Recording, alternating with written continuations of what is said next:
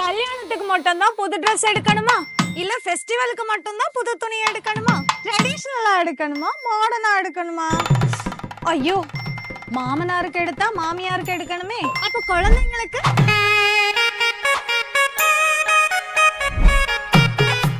எல்லாருக்கும் எல்லா விதமா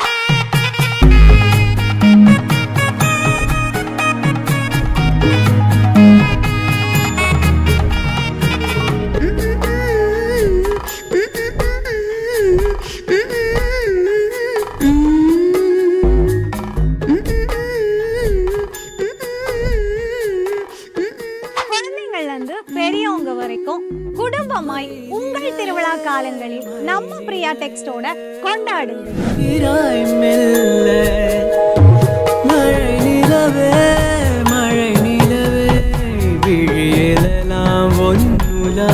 முடிவுரா பந்தம் நம்ம பிரியா டெக்.